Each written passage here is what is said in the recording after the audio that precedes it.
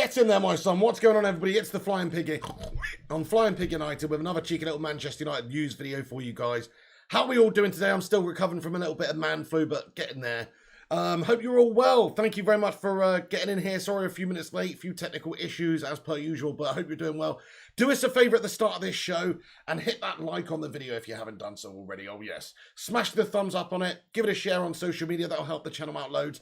And also, if you're on catch up watching this later, if you're catching up, comment below. Let us know your thoughts and opinions on anything we're discussing in this video. Get your thoughts in the not live comments down below, and also smash a thumbs up on it as well.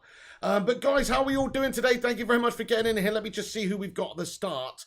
I can see we have Sonia, we've got Berber, the Cake Cadet, Jonathan, Kayam, also Flying Pig United fan 67. How are you doing there, boss?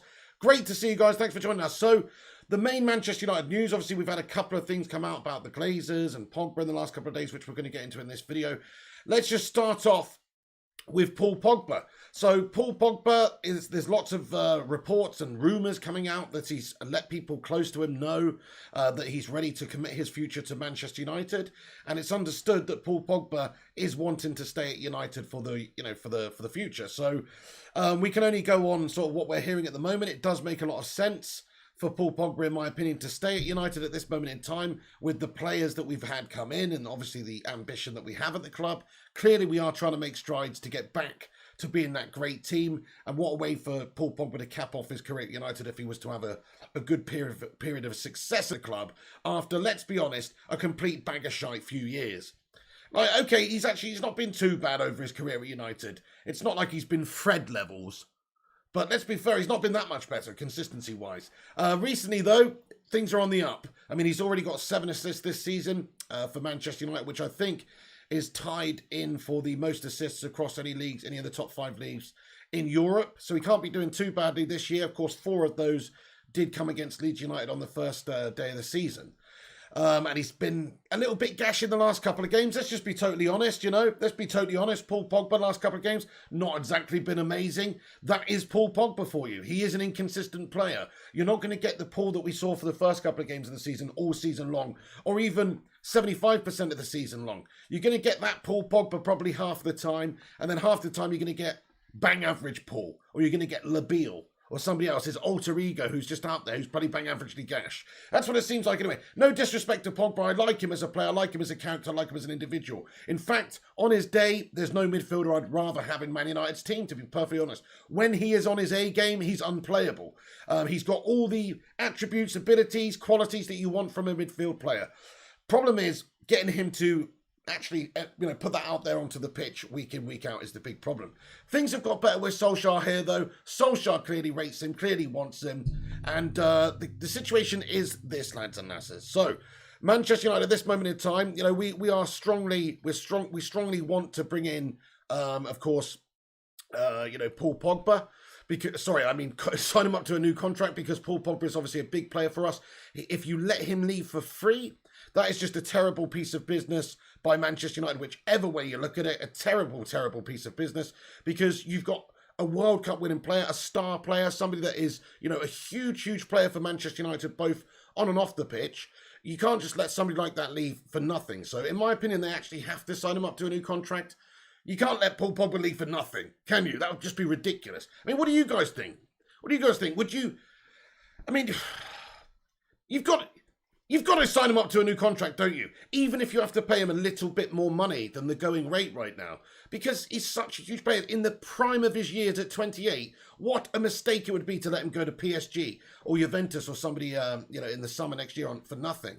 In fact, you've got Cuadrado, Juventus right back, obviously, coming out and saying, commenting on Paul Pogba's Instagram post, saying, "Come home to Turin." So there you go. So Juan Cuadrado has told Paul Pogba on his social media, he just commented, and he says, "Panita cadeta en casa," haha, which basically means you should stay home or come home or something like that, right? So when Cuadrado, obviously your Juventus player would be keen on seeing Paul back there. They're a club that would absolutely love to get him back there, I'm sure. Don't know if they could afford him at this moment in time. PSG definitely could, and we don't know. See, this is the thing. I think Paul Pogba's going to sign a new contract at Manchester United, but because of who his agent is aka the grubby pie fingerer, we do have a big doubt, a big concern, because he will try and orchestrate a move to PSG for the money. Like, if we're just talking about Mino Raiola's best interest, his best interest is not to get Paul Pogba to sign a new contract at United. For the most money, for Paul Pogba to earn the most money and for Mino Raiola to earn the most money, a move to PSG in the summer on a free transfer would be what the doctor ordered. But I just want to get into the qualities of Paul Pogba here, right? So we were talking about, the amount of assists that Paul Pogba has got. So who actually has the most assists in Europe in the 21-22 season? Well, there's a lot of candidates. Thomas Muller has actually got the most assists in the top 5 European leagues for the last 2 seasons. In recent years, getting a lot of assists there. Kevin De Bruyne and Jack Grealish are supposed to be pipped to, compete for this accolade this season as well, which does of course make sense. Bruno Fernandes is another player that definitely will be competing for this accolade, but we have to say that Paul Pogba is probably one of the strongest candidates, especially now he's already got 7 assists to finish the year with the most amount of assists in the top 5 leagues. So you're talking about a special player, creative player. He may well not go and do that, but he's on course to do that. Currently, I think it's him and Karim Benzema are the 2 players that are tied for the most assists in Europe so far in the 21-22 season. So definitely a creative player, definitely a boss player for us, just inconsistent, but we've got to sign him up, lads and lasses. What do you think? Smash a 1 in the live chat if you think Man United should do everything in their power to sign this guy. Smash a 2 in the live chat if you think, no, your time's up, sell him, or free transfer, baby. I mean, I suppose you could still get a little bit of cash for him in Jan, but he is free to open to talk to other clubs on a pre-contract basis in January, which means that, he could sign for another club in the summer for nothing, but he could agree to sign for another club in as short a time as January, which is only a couple of months away, lads and lasses. So, we don't know what's going on here. There's a couple of players at United which are sort of up in the air right now. Bruno Fernandes needs a new contract, but he's tied down for a little while, so it's not really a big concern. The biggest concern, really, it is Paul Pogba and Jesse Lingard and players like this, of course, but Paul Pogba is the one we've got to get addressed and wrapped up soon. So we have news to say that Paul Pogba is favourably thinking about staying at Manchester United here. So lots of different outlets reporting that Pogba has told the closest to him that he now wants to stay at United and is prepared to sign a contract that will make him one of the best paid players in the Premier League. He's in his final year of his contract. Of course, we paid £89 million for him, so you can't really let him go on a free transfer either for that reason as well. So we've got to get it resolved before January 1st, right? So we've got literally a couple of months to get this new contract wrapped up. I will ask you this question, lads and lasses. Let me just get back into the live chat, by the way, and there's 50 of you legends in it right now. Do us a favour, smash that thumbs up on it. Let's see if we can get 50 likes. We've got a 1 from Bot Gamer, thinks sign him up. Charlie Anthony says, no, your time is done. It's time to go. Daniel Lees and Shazad Ahmed, they are desperate to get Paul Pogba signed up to a new contract. And G-Wolf United says no. Ellie says not a clue, but that's fine. That's how we all really actually do feel, because none of us actually do have a clue whether or not Paul Pogba is going to be a good signing at United. And just hear me out a second. If we were to sign him at a new contract, right, let's just analyse Paul Pogba's career at United for a while now. 5 seasons. I think it's 5 seasons, right? Is this his 6th season or if this is 5th season? Either way, it's a significant amount of time to be able to judge his impact and his performances at United, right? How are you rating it? So I'm going to give you a rating percentage out of 100%. How do you rate his time at Manchester United? I'm going to be totally honest with you. It's a bang bloody average 55%. 55% out of 100 I would give him. If Bruno Fernandes is a 92 out of 100, then, Paul Pogba's a 55. I'm sorry to say, but over the course of his career, he's really not performed that well, that consistently, often enough for Manchester United. He has been brilliant in a bunch of games, and recently, I think under Solskjaer, you've seen an improvement from him, but it's not like you can depend on Paul Pogba to turn up every single week, is the point I'm making. We got a super chat. Sorry. Thank you, Charlie. Thank you, Charlie. Sorry, mate. I missed your super chat. How could I do such a thing to you, bud?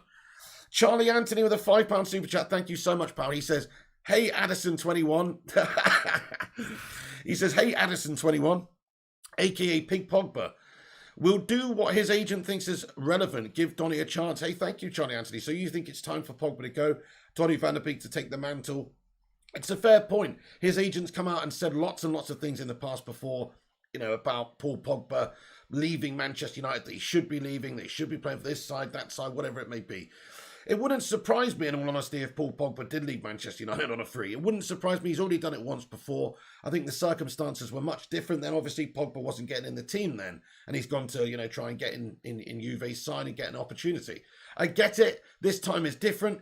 Look, on the face of it, it seems like Paul Pogba loves Man United. I don't think he's going to leave this club on a free, and just completely tarnish his reputation at the club, to be fair, because a lot of the fans do love Paul Pogba.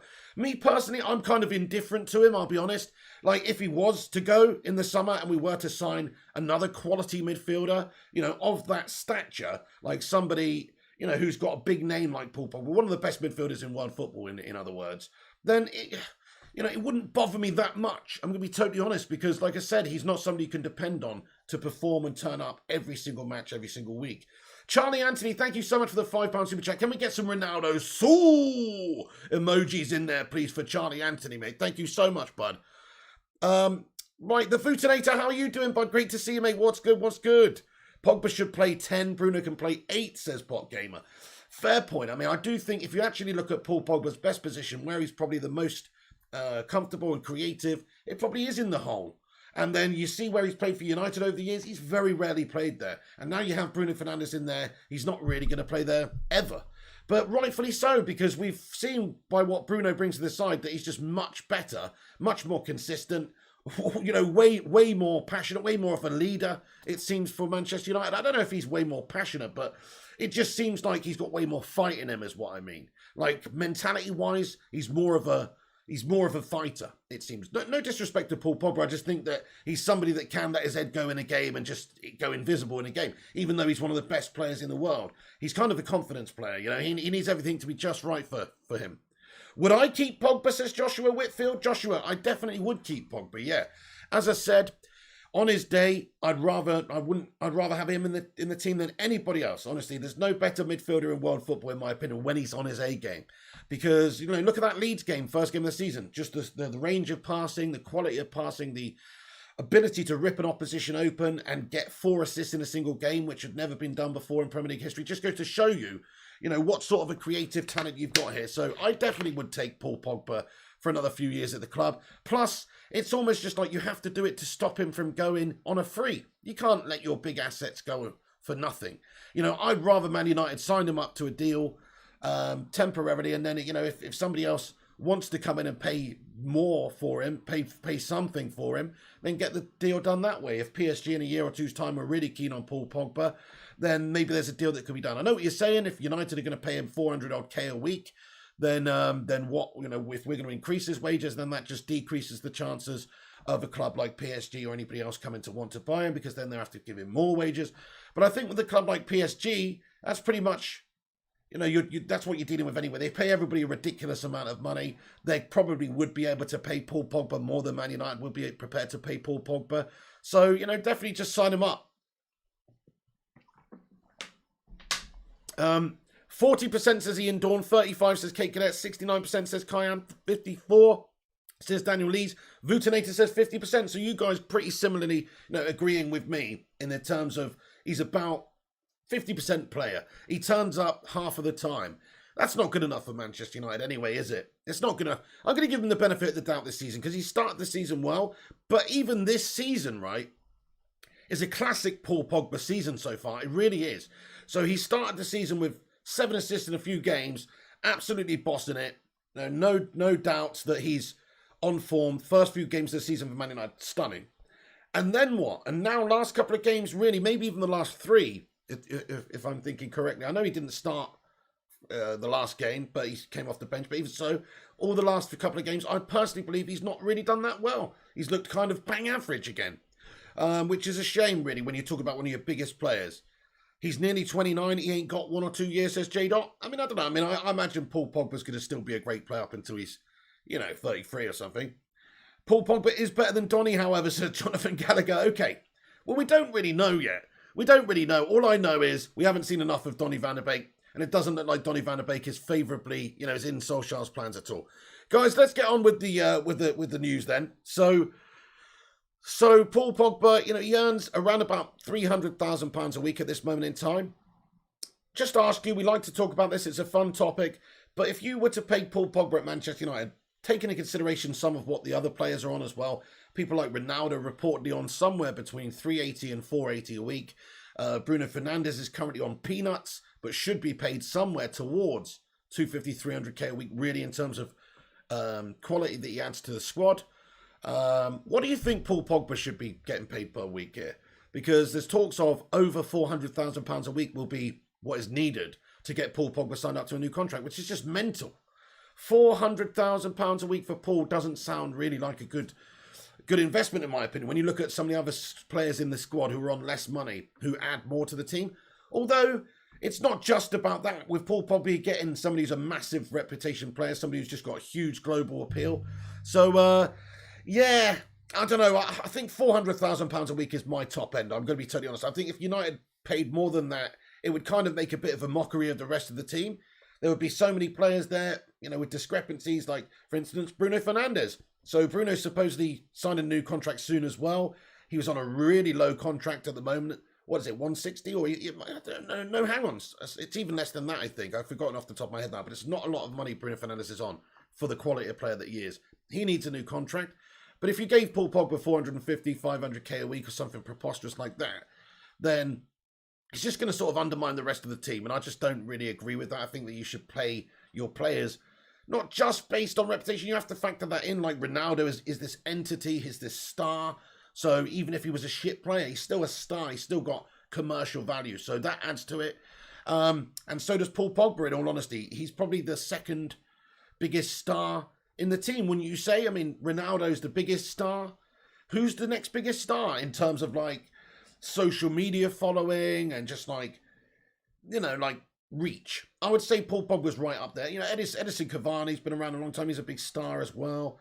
Bruno Fernandes, of course. But you know, it doesn't really get much bigger in terms of world football stars than Paul Pogba, in all honesty. So, yeah, there's that to factor in as well. But £400,000 a week sounds like the magic number to me to get him signed up to another 3-year contract or something.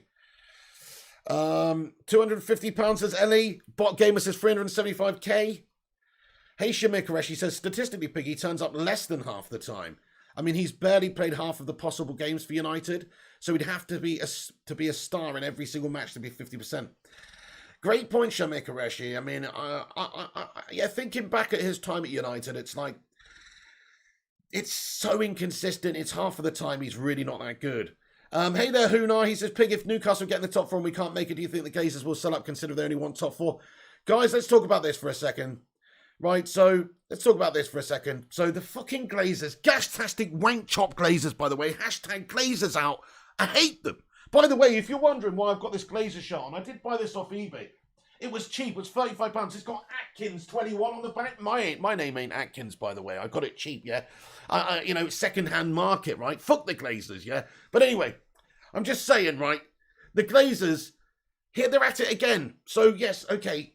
Yeah, I'll get onto what you said in a moment about the Newcastle takeover. But how's about the Glazers and their stock market, you know, manipulation is what I want to call it here. So Manchester United's share price obviously rose a significant amount to $2.24 since Cristiano Ronaldo signed, right? It's gone up loads, meaning that 9.5 million shares sold by the Glazers in the past 24 hours were worth $21.3 million more, right?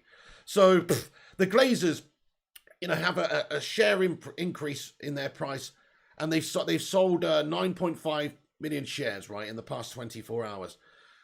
Where's that money going? That money's not going into, you know, it's not being used to generate money to be able to use for players or infrastructure or stadiums.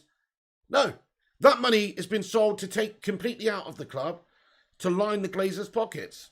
That is literally what's going on. I know they're businessmen, but this is just another fine example of them being complete fucking leeches of this great football club, man. So the stock, valued at $186.4 million and representing about 8% of the American family's holding, has been sold to Bank of America, which must find buyers to sell it on, right? But when the US market opened on the morning of the 27th of August, shares in United were worth 17.38. And at the close of Tuesday, when the Glazers announced the sale, the price was 19.62. So basically, this is all stuff that's come out, you know, recently, and the shares are listing the names of directors Kevin Glazer and Edward Glazer, and a statement to the New York Stock Exchange said that the club will not receive any proceeds from the sale of any shares. The sales represent 24% and 23% of their holdings respectively. So, I mean, in one respect, the less holdings that these twats have, the better. But essentially, they haven't really weakened their position at the club at all, because obviously they're still, majority shareholders. All that they've done is buff up their prices, buff up their stock price, and then sell 8% of it just to suck out the money, of which none of which is going back into the football club. I mean, what an absolute fucking disgrace, guys. I just can't stand these guys as our owners, It's like, what would we actually be able to achieve in this game if we had owners like Chelsea's or City's, or just somebody? It doesn't even have to be a rich oligarch millionaire. It's just somebody who actually wants to see us do well on the pitch, who wants to invest and be ambitious, and not just use it as a vehicle to make money for their own bank account. That's what really pisses me off about this situation. We just have shy owners, guys, and let's get those hashtag Glazers out, those green and golds coming in the live chat raw. Because, never forget it, guys. Never forget what these guys are truly all about. This is all just a big master plan from them. Sign Ronaldo. At the same time, it's a big PR move. Appease the fan base to a degree here. And then increase the stock price, sell it on. It was all a win-win situation for them. What you have to ask yourself, really, guys, is could these wankers have bought us a fucking CDM in the summer? Could these prats have spent an extra 30, 40, 50 million pounds on a player to complete the set for Ollie to actually give us a real great chance of winning the title? Don't get me wrong, the signings we made are great. They should help us on the way. But we all know we had a gash midfield. So why would we leave that area still gash when you've got the opportunity there to sign somebody and improve that position? That's how you know that they're not truly invested properly. They've just done what they needed to do, the bare minimum, to appease the fan base. Get Sancho, Varane's a cheap deal for them, commercially brilliant in every single way. Ronaldo as well. It's peanuts that they paid for Ronaldo in the end, especially when you factor in this sort of stuff. So make no mistake, these guys are absolute parasites. And while they're at this football club, we will always be hindered, we will always be held back, and we'll always be used by the Glazers as a vehicle for them to generate money for themselves. Not for the football club. They're not interested in running this as a self-contained business which generates money. They're not trying to just, generate huge amounts of cash in order to put it back into the business. I can sort of understand that, if you're selling shares off, you're generating money, you're putting it back into the club to be used for investment in infrastructure, stadium, all the rest of it. That's one thing. But this isn't what's happening. What's happening is they're just simply sucking it out of the football club, and we've had enough a long time ago, to be fair, but I'm sure you've all had enough. Thank you, Ellie. Thank you very much for getting the green and gold in here. Hey, Sin Games, how you doing? Hey, there's 100 of you legends in here, guys. Get your thoughts and opinions in. Do smash that thumbs up button. Let's see if we can get 100 likes on the stream. It's free to hit that like. Do show your support. Help us compete with some of the clickbait melts, etc. Get in there. Also, if you're new to the channel, hit that subscribe. Get the subscribe smashed. We're on here giving you the latest Manchester United news all the time in a no bullshit way. So do get subscribed. Do get involved. You only need to be subbed for 1 minute, I think, to get involved in the live chat. Subscriber mode's on. So have your say. Zayn Miyassi with a 179 super chat. What's going on there, Zayn Miyassi? He says, we could be getting Sterling and Saka, Himro, Oba.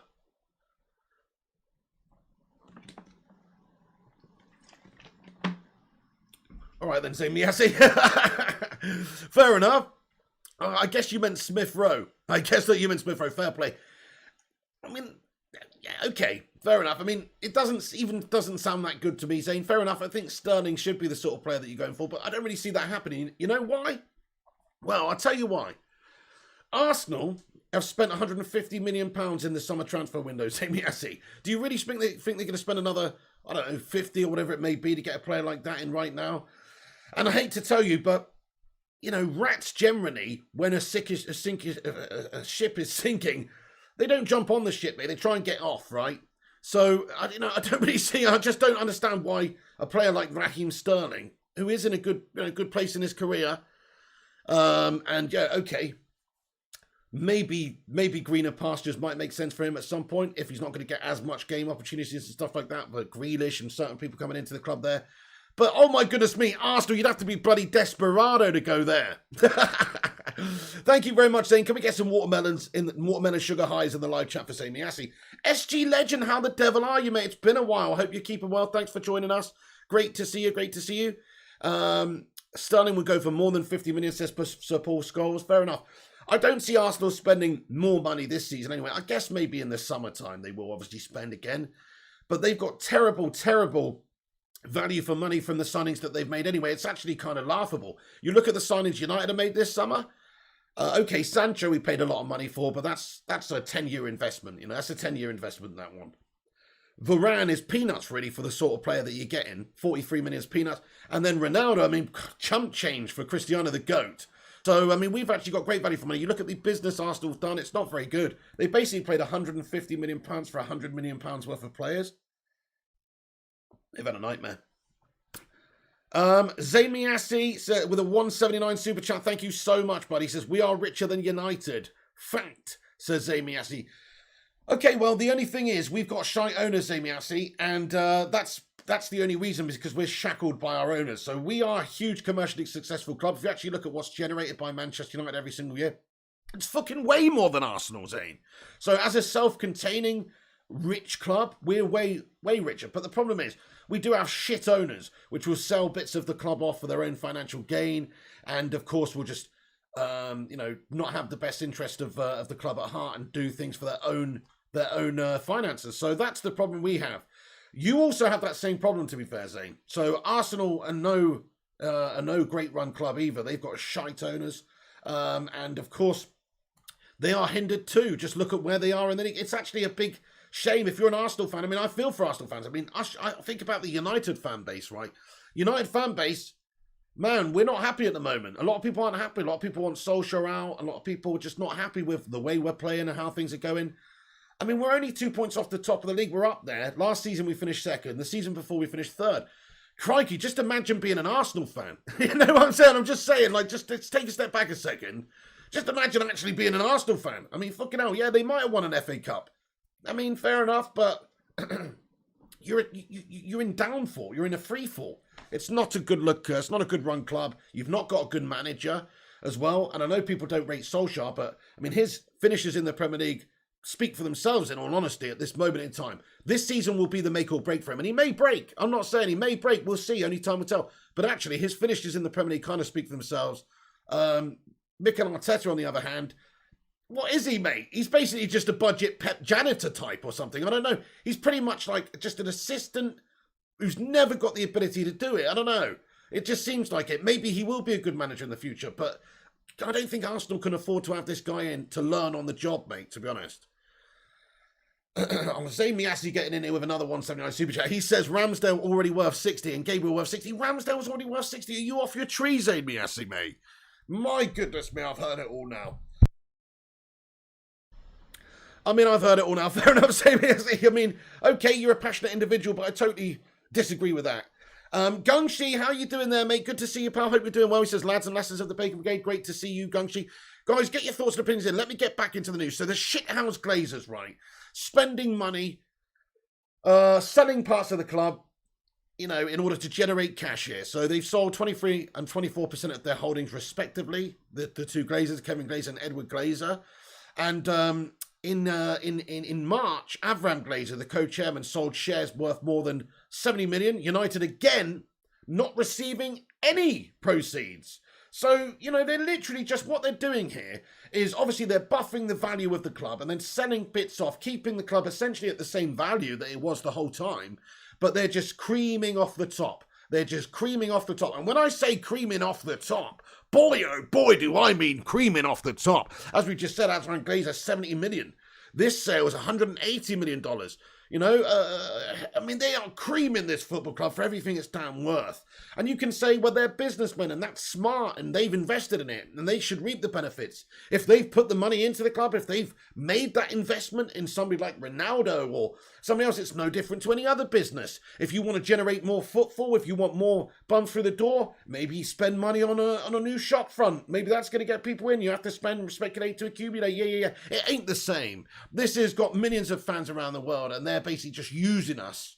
They're using us for their own financial gain. I'm just sick of it, guys. Let's get them out, man. I mean, I don't know how we can do it, but I believe, we've all gone quiet for a while now, haven't we? Because, we got Ronaldo and we're signing it and stuff, and it's easy to get swept along. But the reality of it is, nothing's changed. We've signed a couple of players. No fucking, it's not a big deal. They might have spent a little bit of money on some slight infrastructure improvements and stuff with facilities. It's all just it's a facade. It's a facade. It's the face of it. It's PR. That's all it is. Behind the scenes, it's the same old setup. They're just trying to generate money, use this as a commercial vehicle to get cash. So nothing's changed behind the scenes. So hashtag Glazers out, lads and lasses. Keep those green and gold emojis going.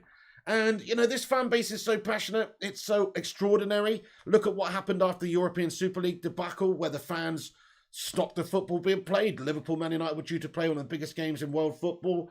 The fans surrounded the stadium, stopped it from taking place, stopped it from happening. I mean, personally, I'd like to see more of that going on now. I mean, I know, look, we just want to have a nice season and challenge for the title and all that.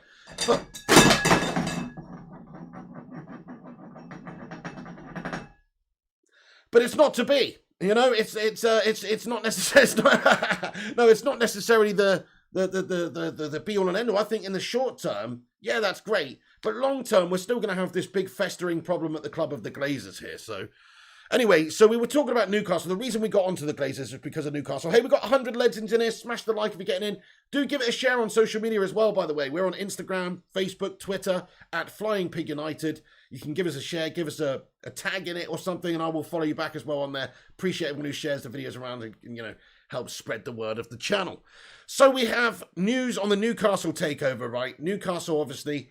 Let's give you the latest. So announcement imminent, basically, as key power brokers emerge. Latest updates. Saudi-backed takeover of Newcastle is set to be pushed through today after a long-standing row over TV piracy was resolved.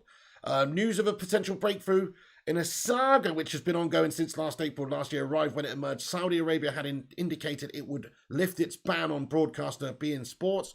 The Qatari network has been unable to broadcast in Saudi Arabia for the last 4.5 years as part of a diplomatic dispute.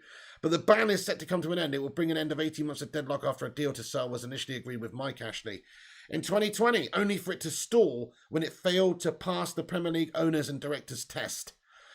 Okay, so, and at this moment, 4:49 p.m, I've got an update 10 minutes ago from Pete Graves here.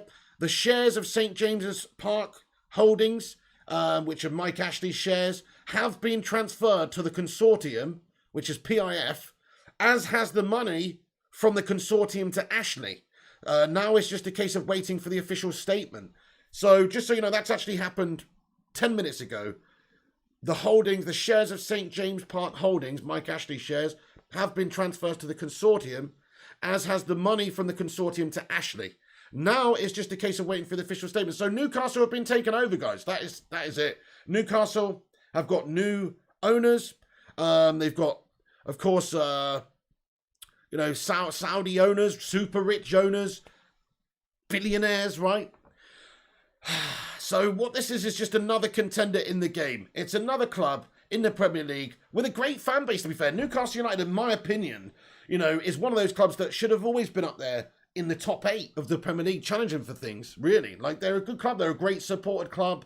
They've got everything they need, really, to be one of the, maybe not top clubs, but certainly they should be a top 10 club every single year with winning the odd trophy and stuff like that. I honestly do believe that because they're a big town. They've got a lot of support and, that part of the world produces a lot of talents as well. That part of the world does produce a lot of talents. If they were a bigger club, they'd probably get hold of more of that talent, keep more of that talent that comes through that area.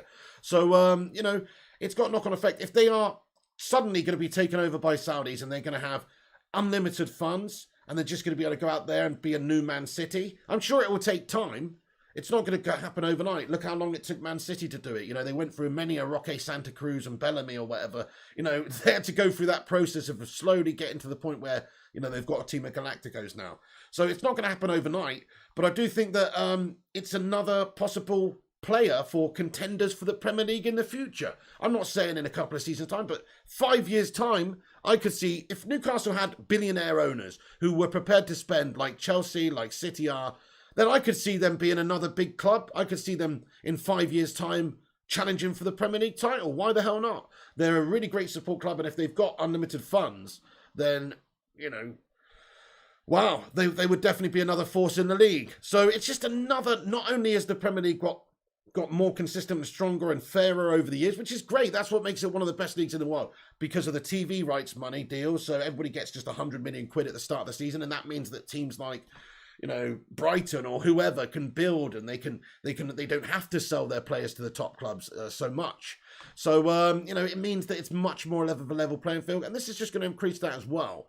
But it does just mean that there's another player in the Premier League with more resources than Manchester United, with owners that are probably prepared to be ambitious and spend and get them to be competitive in the league. Otherwise, why would they want to be taking them over? You know, of course they are going to be trying to challenge for things and win things and invest in the club.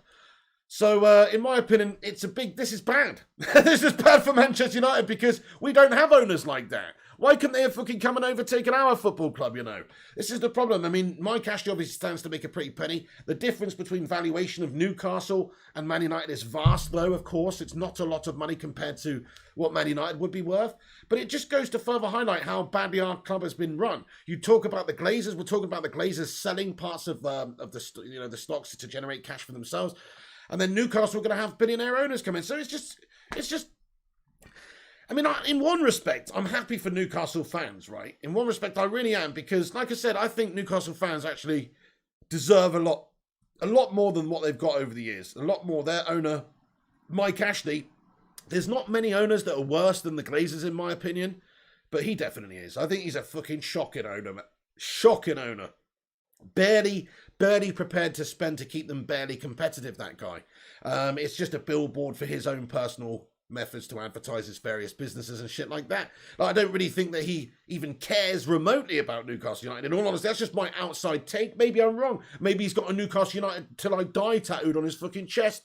But I don't know. But it doesn't seem like it from the outside looking in. It just seems like he's a grubby little pie-fingering businessman who just wants to milk the club, milk the business for as much as it's worth to him, leech as much and cream as much off the top, and also not truly invest and not truly get them challenging or give the fans what they probably deserve. So in one respect, I'm happy for Newcastle United fans, but it ain't good for us. It ain't good for us, because in a few years' time, there's going to be another major player in the league who have better resources and probably better owners, better run club than Man United. And like Ben has just commented in the live chat, he says St. James's Park over the Etihad. I mean, crikey, they're fitting out St. James's Park in the Championship. When they were in the fucking Championship, I think they were getting 20, 30,000 a week, you know, and they've got, 40,000 seat capacity stadium, I think. You know, they're no small club. They're a decent-sized club. They always have been. You know, okay, they're a far cry from the days when, you know, Keegan was the manager and they were able to go out there and spend record fees on Alan Shearer, £15 million, and assemble a team of Galacticos and challenge for the title and bottle it. But, you know, I would love it. I would love it. I would love it if we beat them. I would love it if we beat them, you know, all that sort of stuff. It's a far cry, but they could get back there within a few seasons' time if they invest right, if they sign the right players, if they have the ambition, if they're prepared to spend. And I don't see, you know, these Saudi owners that are taking over Newcastle, I'm pretty sure they're going to have a lot more ambition than their current manager. So there you go. The deal is closed, by the way. Announcement imminent. There you go. It's done. So 5:07. Let me just get you the news up of Newcastle. So deal closed for Newcastle United. Announcement imminent. Wow. It's done. It's basically done, guys. There you go. So Newcastle United has been taken over by a Saudi consortium, guys. Nobody's talking about that, says Kate Cadet. What do you mean? I don't understand this. Newcastle fans deserve this bollocks. All fans of this club support their club as much as the next person. Look at this shit going down at Oldham Athletic. Yeah, fair enough, Kate Cadet. It ain't a schlong measuring contest here, mate. We ain't trying to whip it out and find out who's got the smallest 1 incher here, dude. You know, it's that's no good thing, you know. I do feel sorry for them because they've got a shit-run club, you know, like us. I can relate.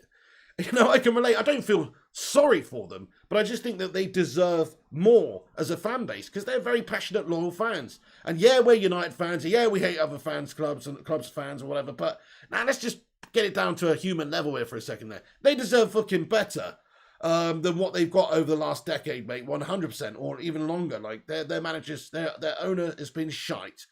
I mean, think about it. Think about, like, I don't know, the Alan Pardew days, yeah? Alan Pardew, that's probably their fucking glory days, mate. Goodness me, that's probably their fucking glory days under Ashley. Man, that is depressing when you've got when Alan Pardew days are the glory days.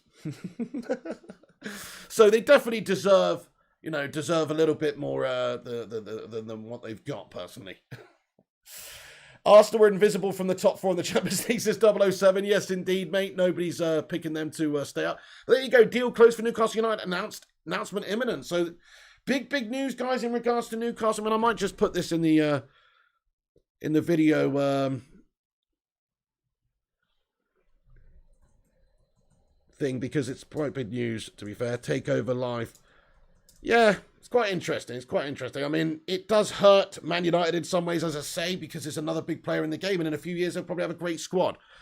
Yeah, Sing Game says it would be funny if they get relegated this season. Oh, wouldn't that be amazing, wouldn't it? I think they're sat mid-table right now. Let's have a look, though, and see what's going on. So, maybe I could be wrong. Let's just have a look at the Premier League here. So, Premier League table. Let's have a look at this. So, the current Premier League table, lads and lasses. Newcastle. Oh shit! Sorry, my bad. I'm getting them fucking mixed up. Newcastle United are actually bloody. They've only got 3 points out of 7 games. That is shit. That is absolutely shambolic. I know they only had a few points, but I didn't know they were that low in the league. I thought there were some other teams that were bottling it harder. But you know what? That would be fucking amazing, wouldn't it? I agree with you, Sing Games. Imagine if Newcastle United got taken over by the Saudis and then got relegated to the Championship. I mean, that would just be hilarious. Let's hope that happens. Let's hope that happens, yeah. Anyway, so Newcastle United have been taken over, guys. It's pretty big news. And it's all coming through. Let me just get this up on the screen for you, actually, lads and lasses, to show you what the latest is. So, yeah, I'll get the old tool up here. That sounded a bit wrong. That's what she said. By the way, guys, if you join in, smash that like, smash the subscribe if you're new. Get involved. We want to hear your thoughts and opinions. I've got a few other things to get into in terms of United news. But just seeing as this is all kicking off, and it does have some implications for the Premier League, let's get this and show you what the latest is. So, okay, so as you can see here, lads and lasses, that's not it. That's not it either. This is it. So we got a couple of latest updates here in regards to Newcastle United. Deal closed for Newcastle United. Announcement imminent. So as we can see, it says the shares for St. James's Holdings, which is Mike Ashley, has been transferred to the consortium, as has the money from the consortium to Ashley. Now it's just a case of waiting for the official statement and, a few different sources here saying breaking funds, received funds and shares transferred. We await official word from the Premier League. So it's not official, but it seems like it's imminently official in a few moments' time that Newcastle United will be taken over. You would be ashamed as a City or Newcastle fan, says Dag Johnson. Okay, fair enough. So you're talking about like more implications and stuff. I mean, I'm not going to get into any of that right now. That is a can of worms that I'm not prepared to open on this channel right now. But you know what? I mean, I sort of see what you're saying, but I mean, it's like, their money's as good as their money. Like, Mike Ashley's a fucking awful owner. Which way do he's not exactly a shining light of reputability, is he? So which way? I know what you're saying, but okay, fair enough. Shamik Qureshi says blood. I mean, I don't actually know who's taken over them. So I just know that they're Saudi businessmen, right? Are you telling me that the people that are taking over Newcastle are murderers? Because it seems like that's what you're saying in the live chat. Maybe I need to look into this a little bit more, to be fair. But anyway, Dan Lake says, give it 10 years. All Premier League clubs will be owned by the mega rich. It's a rich man's playground, pig. I mean, it already is, isn't it? It literally already is. They're already owned by the mega rich. I mean, Mike Ashley's a fucking mega rich businessman with various different, even he is a mega rich twat. Okay, I see what you're saying though. Mega rich, you mean like billionaires like Roman Abramovich and Sheikh Mansour and people like this. Yeah, you're probably right. It's going that way, isn't it? What I would really love to see, and there's not many clubs I don't think that can actually do this, in all honesty. I think Manchester United's one of the only clubs that can actually do this and sustain ourselves. But I think that it's a dream, and it's probably never going to happen. But wouldn't it be amazing if Man United just were fan-owned? If we were 100% fan-owned, we had a fan consortium or a fan group, essentially, that oversees the football club, and that, we get pulled together and buy it back. That is the dream. Now, I don't believe that that's going to happen, but that would be the dream. In my opinion, wouldn't it be amazing? Like in Germany, they've got this 50+1 rule with the fan ownership. Wouldn't it be amazing if we just had 100% ownership of the football club? You know, and then you have a fan committee and a whole board, and how even just like give voting privileges to all season ticket holders and things like that for any major decisions.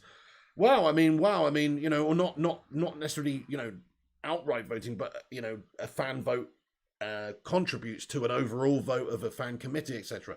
So, you know, stuff like that. Like it would be so much more beneficial to the football club, and I think we were one of the only size clubs with the commercial revenue and ability with the global fan base and everything to sustain ourselves and still make you know, well, we'd make more money. So I don't know. It depends. Obviously, there's a lot of things that would go into that, but it would be awesome.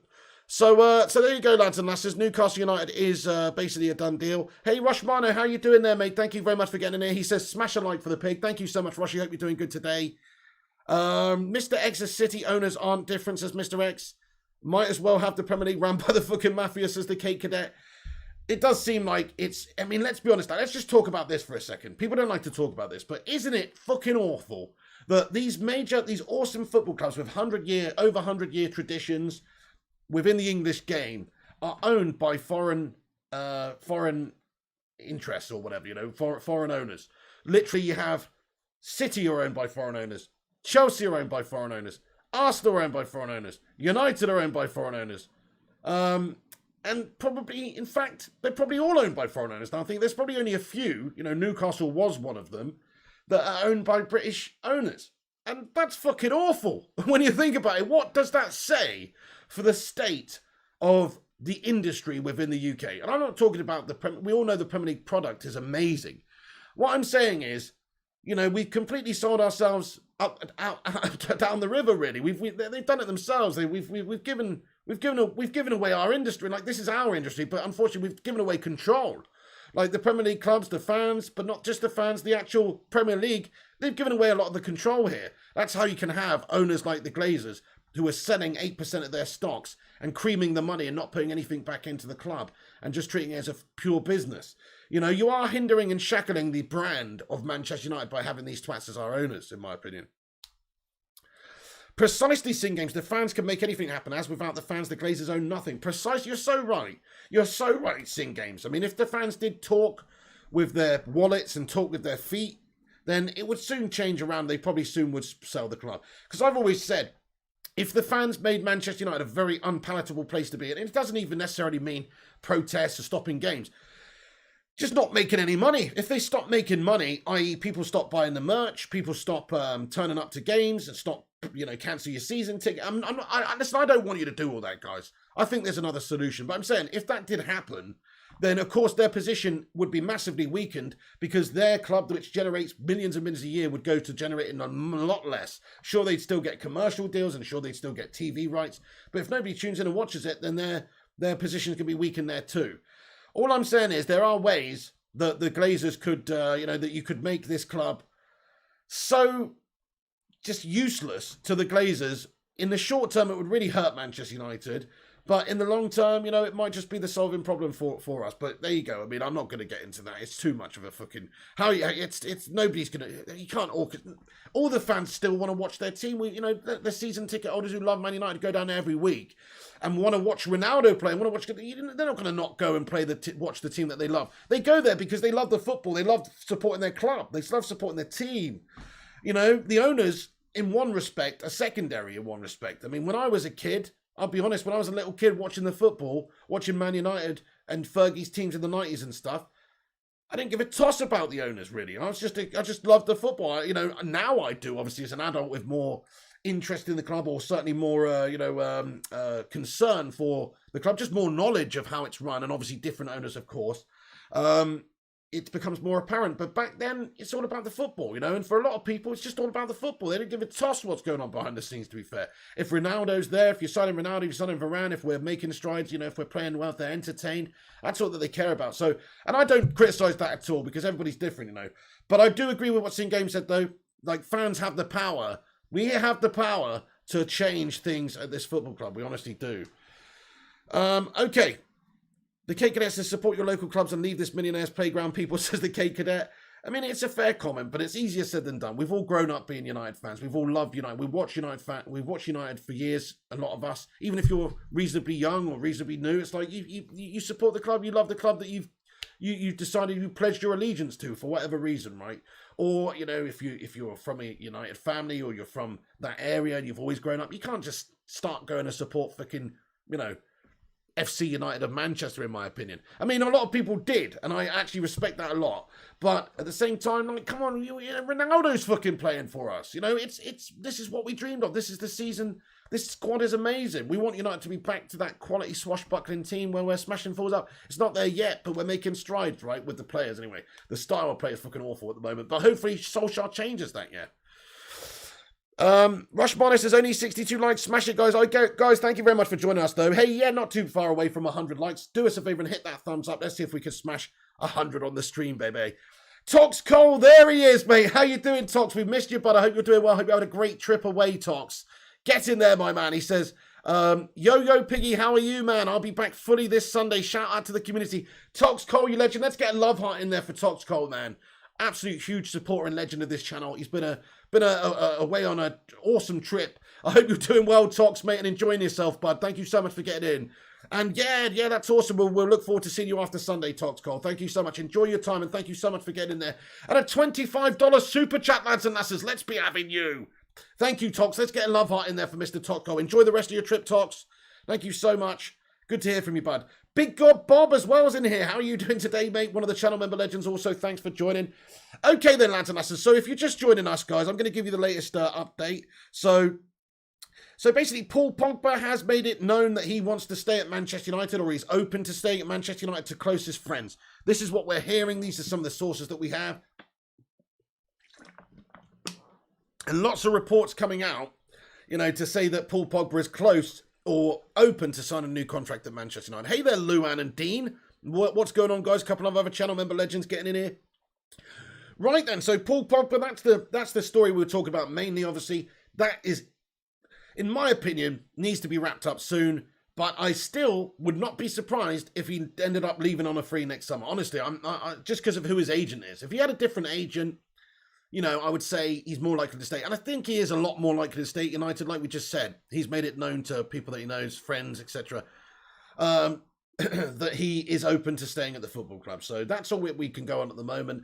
But it also wouldn't surprise me if his grubby agent orchestrated some sort of big move away. But Pogba is set to snub the likes of PSG and Juventus and these sorts of guys to sign a new contract at Manchester United. That is what is understood. And L'Equipe in France, that they're not the most reputable or awesome of sources, but they are reporting that, Paul Pogba is set to extend his Manchester United contract despite the fact, obviously, all these other clubs are interested in him. So, and of course, we have signed great players in the last sort of year, or 2 years even. Bruno Fernandes and people like that coming in, Ronaldo, Varane, etc. That's only going to further strengthen Paul Pogba's desire and our position, to keep Paul Pogba at the club, I think. So that's a fair point.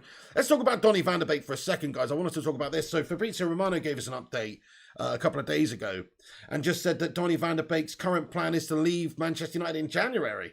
So, that is... It doesn't surprise me. Oh, shit. It doesn't surprise me. I mean, I think that Donny van de Beek has been done absolutely dirty at United by Solskjaer. I'm going to be totally honest. I really do think that he's mismanaged him a lot. He's not giving him enough opportunities. He's also selected players in the midfield who don't deserve to be selected based on form. And I don't like that.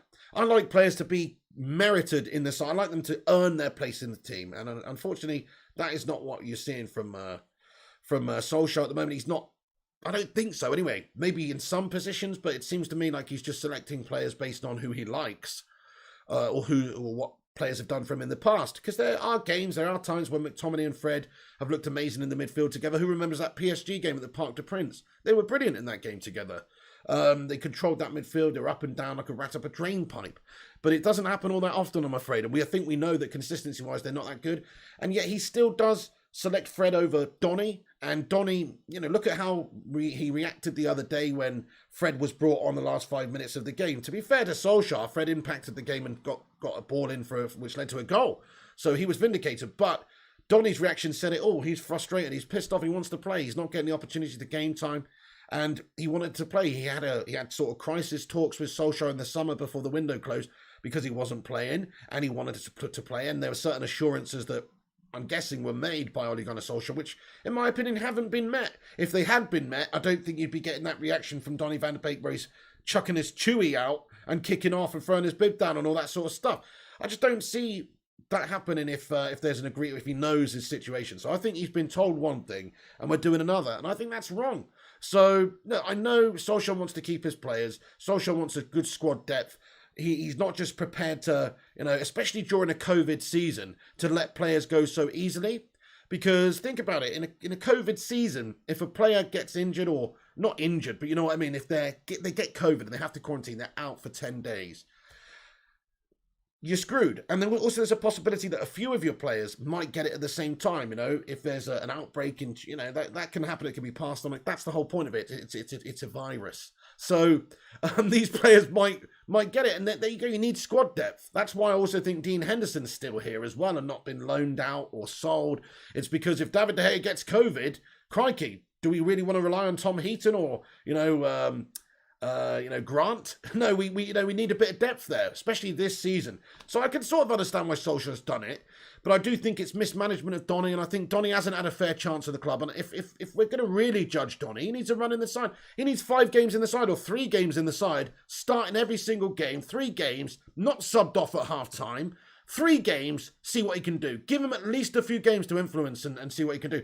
But we haven't done that. Instead, Solskjaer, and I love Solskjaer, but instead, he's gone with Fred every single game, or McTominay.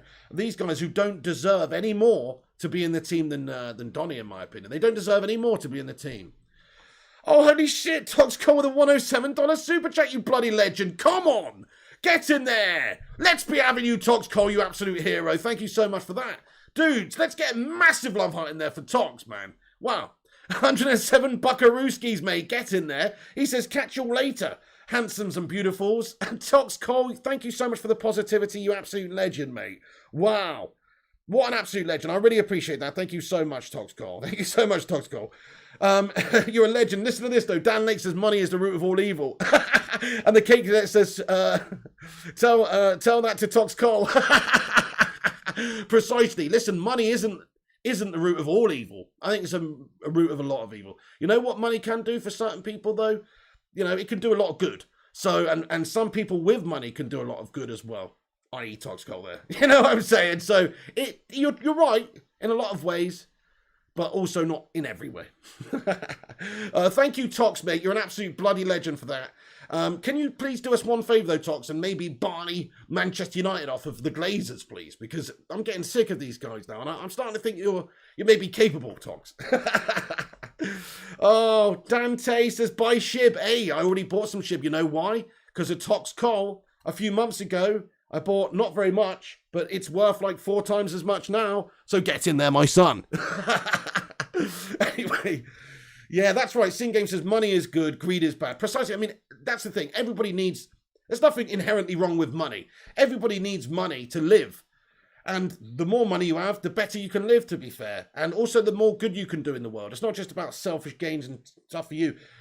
For instance, if I had a massive surplus of money every single month, you bet your ass I'd be doing a lot for certain charities. And, I mean, I do a little bit anyway. But obviously, if you've got bills and things like that, there's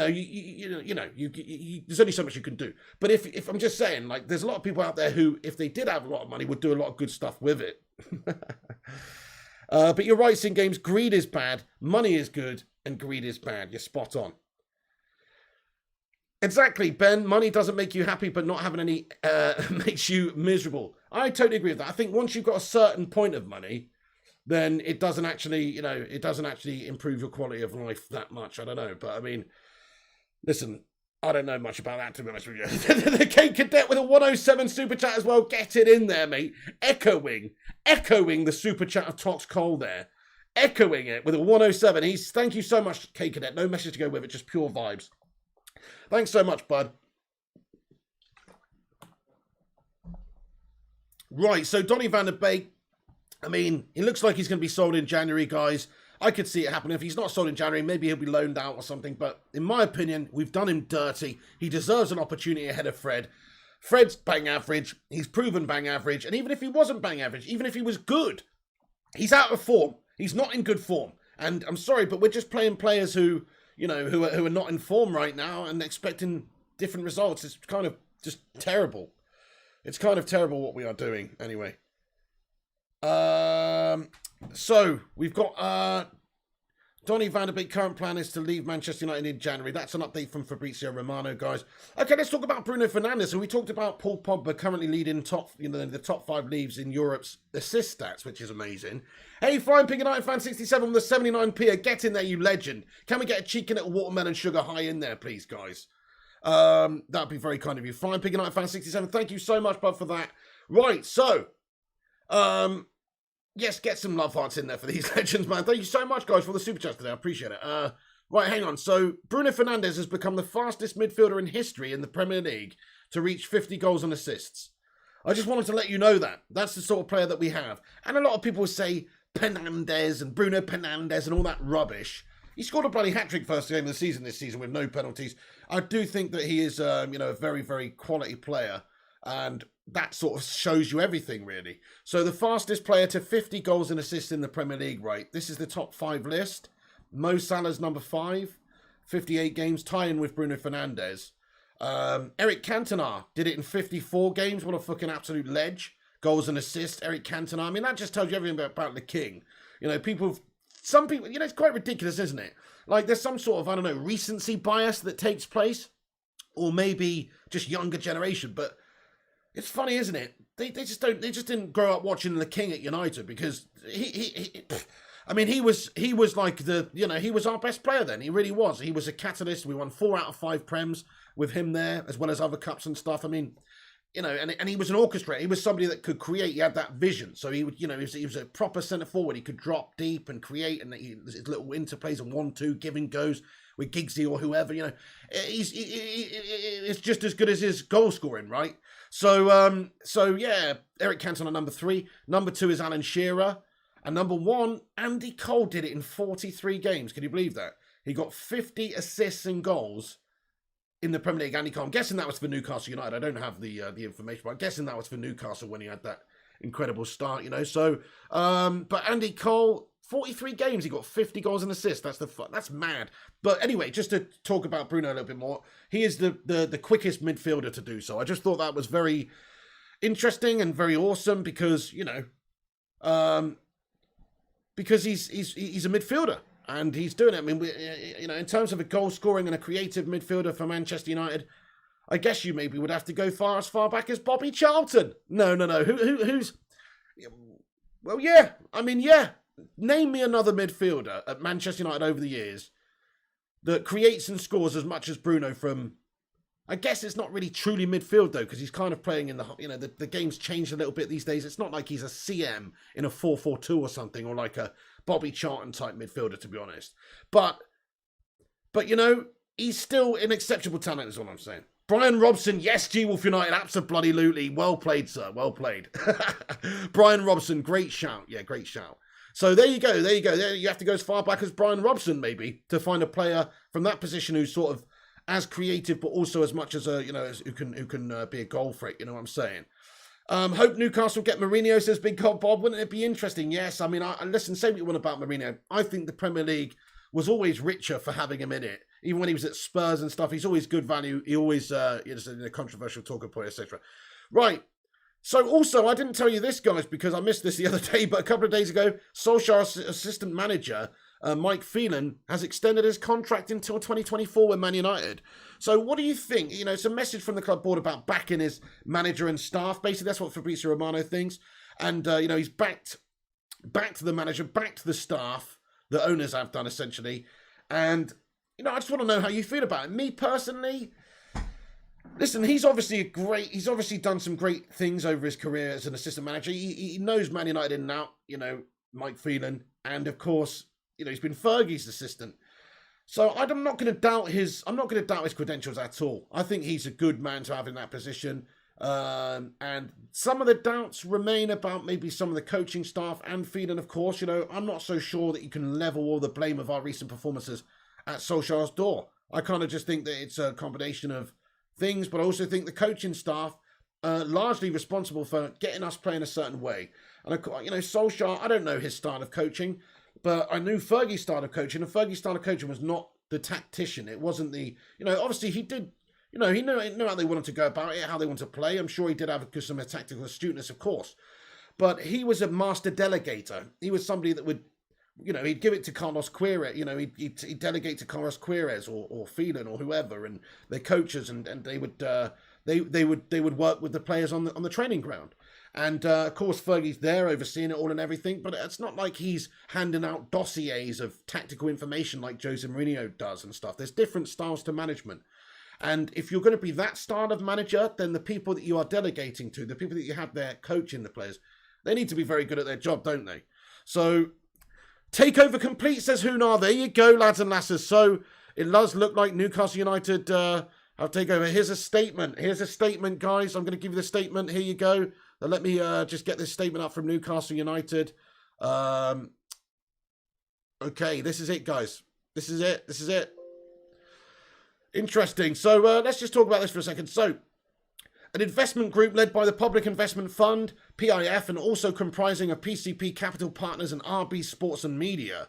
The investment group has completed the acquisition of 100% of Newcastle United Limited and Newcastle United Football Club Limited, or the club from St. James's Holdings Limited, which is Mike Ashley's, holdings company. All requisite approvals have been obtained from the English Premier League, and the acquisition was completed on the 7th of October 2021. So it's done. It's done. The investment group is comprised of long-term patient investors who have every confidence in the future or success of the club. Today's announcement is the conclusion of a thorough and detailed process that has allowed the investment group to arrive at a deal that benefits all stakeholders and will leave Newcastle United well placed to pursue a clear long-term strategy. His Excellency Yasser Al-Rumayyan, Governor of PIF, will serve as non-executive chairman of Newcastle United. Amanda Staveley, Chief Executive of PCP Capital Partners, will have one seat on the board. Jamie Rubin will also be director of the club, representing RB Sports and Media. For PIF, one of the world's most impactful investors, the acquisition is in line with its strategy of focusing on key sectors, including sports and entertainment, and aligns with PIF's mission to actively invest over the long term. In this case, to harness the club's potential and build upon the club's legacy. Interesting. So there you go. It's quite interesting, guys. I think that's really quite gash for Man United. It's great for Newcastle fans, but it's not great for Man United or the Premier League, in my opinion, because it's just another Saudi-owned club. It's another foreign-owned club with billions of resources, which we can't compete with because our owners are absolute shite. And so give it 5 years, and I think Newcastle United will be a force. Honestly, if they're going to spend if their owners have the same investment ideas as the likes of City or Chelsea, because their owners are billionaires, they come in, obviously Roman Abramovich chucked so much money at Chelsea in the early days and still continues to do so, that they're always going to be competitive every single season now. It takes a few seasons to get there, maybe. It didn't really take Roman that long, though. City, on the other hand, it definitely took them a little bit longer to get where they are now, of course, which is perennial contenders. But they invested $1 billion over that time, more than that, and it's took a few seasons for it to start. They went through Mark Hughes and they, you had. They've gone for a bunch of managers, Mancini, Pellegrini, and yes, they did win trophies, and obviously Mancini won the Premier League and stuff, and so did Pellegrini, right? But they didn't have that sustained. It took them years to get there, is what I'm saying. It took them years to get there, and it's taken them even more years to get to where they are with Pep now, where they're really consistent and really perennial contenders. So, to me, this is terrible news for Manchester United, to be honest. Terrible news for us, because our owners are shite.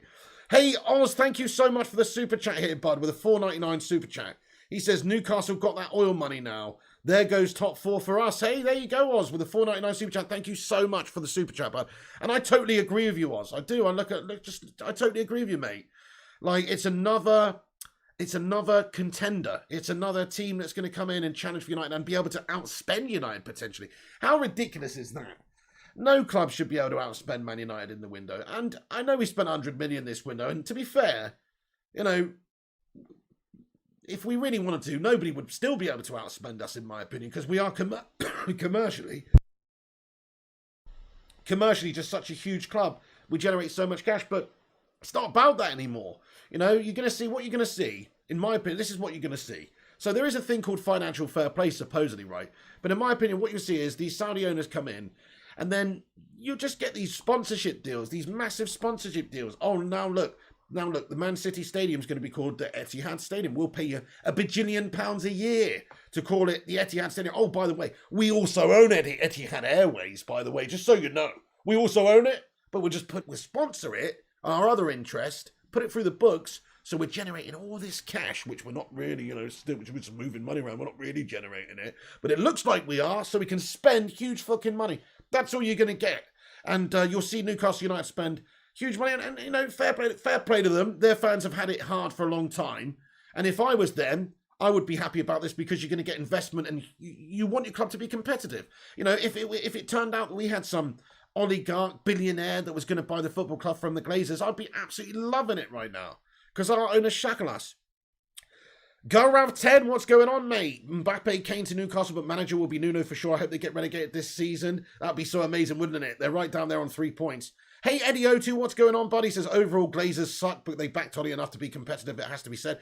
Yeah, to be fair, you can't really deny that this current squad shouldn't be competing for all trophies. Even if but then again, they could have quite easily just signed us a midfielder, which we blatantly needed.